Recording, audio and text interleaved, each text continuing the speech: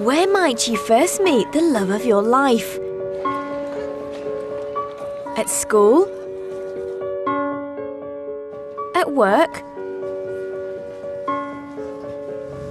On holiday? Or just while you're waiting for a train one day? Ask any couple and they will be able to tell you the story of how they met and decided to spend the rest of their lives together. Often the stories are simple, but sometimes they are extraordinary. Okay, so we met in Sharm el Sheikh in Egypt when was it? October last year. We are both from the same place, here, Birmingham in England, but we never knew each other before, and we've been back since to Sharm el Sheikh. My son started playing with your son on holiday, and it sort of developed from there, really. We met at a wedding in France. A mutual friend's wedding. In Cannes, to be precise. Mm-hmm. It was a lovely wedding, yeah. She was a bridesmaid and I was one of the guests, and we hit it off. Mm-hmm. So how did you end up together? We hit it off at the wedding. We were put at the same table. We put at the same table. We got on very well. It was a 3-day wedding, so we got to know each other very well over those 3 days. She's from Boston in the States, so she went back there. I went back to London, where I'm from here.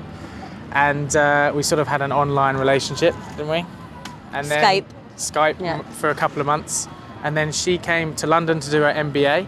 And we spent about a year together in London, and now... Year and a half, and now we're in Boston living together. Mm-hmm. We met in a bar in London, and I was on a night out after work on a Friday night with a friend of mine, and we got talking. Right, yeah, I was actually, at the time I was doing an internship in Italy, but I went on a city break in London for about 10 days, so I went with a couple of my girlfriends, and we were just hanging out, and we saw each other, I think, pretty early on, but then he eventually, maybe like an hour later or so, came up to talk, and things kind of went from there. But in an increasingly busy world, you sometimes struggle to meet new people. And occasionally, it takes something a little out of the ordinary to bring two people together. This is Olivia and James. They've recently got engaged and they're planning their wedding, which will take place in Scotland next year. Olivia and James's love story had quite an unconventional beginning. I put myself forward for a blind date in a magazine, in a national newspaper. And 9 months later, I got an email saying, "We found somebody, would you like to go out for dinner and meet this mystery person?" So that's how I met James, was turning up to a restaurant and seeing him for the first time. I also wrote into the magazine, and 2 days later they contacted me and said, "Actually, I know we said we wouldn't find anyone, but we have found someone. Would you be interested in going on a blind date?" To which I obviously said yes. And about a month later, we met at the restaurant. I was told Olivia's name, and I was told what she did, how old she was, and a few interests, and that was it. Yeah, it was the same, and they told me that James was interested in architecture, writing, and theatre, I think. Oh, yeah. Sailing. Yeah, 3 things. So. Yeah, and I remember you were interested in the arts, I think, and also architecture. I think that's where they connected us.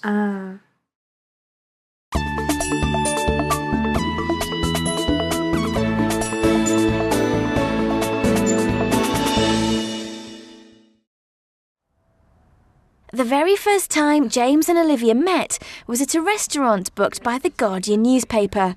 Today, what do they remember about that dinner?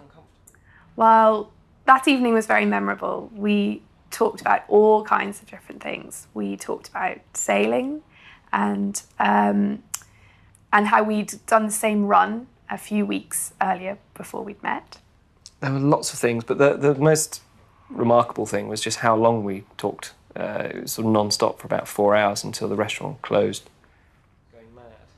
Even before they had written the feedback for the newspaper article, Olivia and James knew that they wanted to see each other again.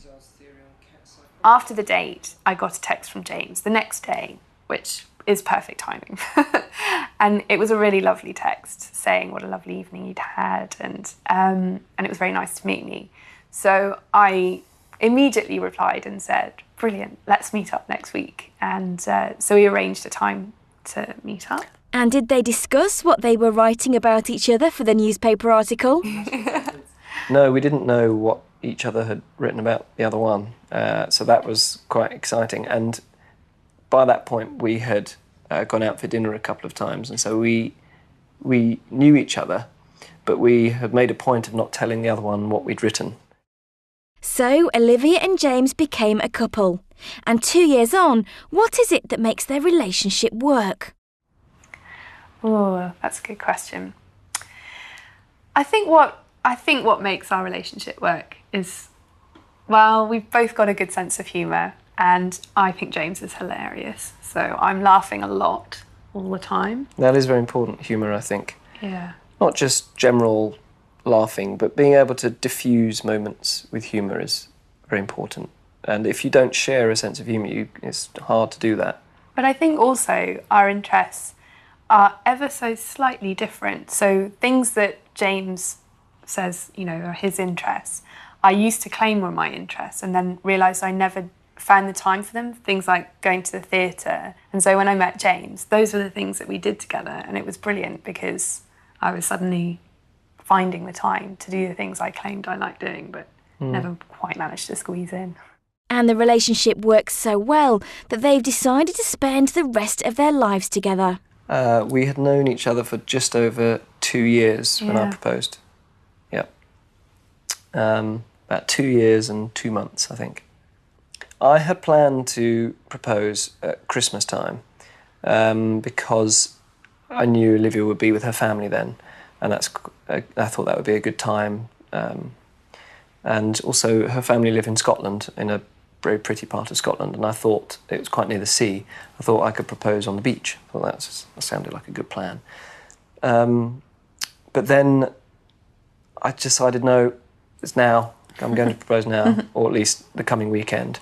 We were going to the theatre to see a play, and it's the National Theatre, which is quite a cool building. And I thought I could propose somewhere in the theatre.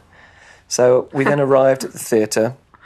Olivia said, I'm really looking forward to lunch. I'm very hungry.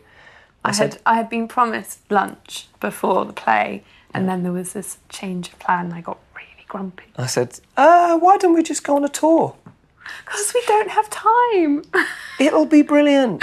It'll be a great, they're really good. It'll be really short. He said, no, it won't. I went, come on, it'll be brilliant. And so Olivia stood there with her arms crossed whilst I waited for the lady to arrive to take us. Yeah. She took us straight to the biggest stage at the National. There are 3 stages, and the biggest is the Olivier stage.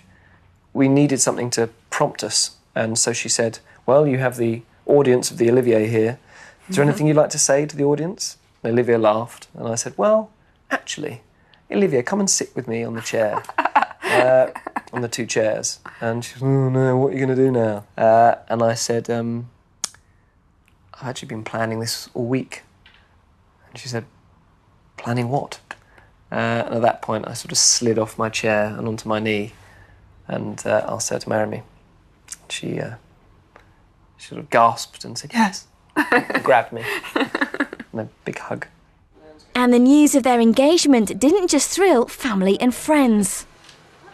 The girl who set us up, she was lovely. And she was lovely, as things worked out. We stayed in touch with her, and, we told her quite quickly when we got engaged, because she'd been doing that job for quite a number of years, and we were the first couple she'd set up to get married. So apparently when I sent the email or text or whatever it was, she stood up in the middle of their open plan office and put her hands above her head and said, We've got a blind date wedding! So it meant a lot to her, I think. Yeah.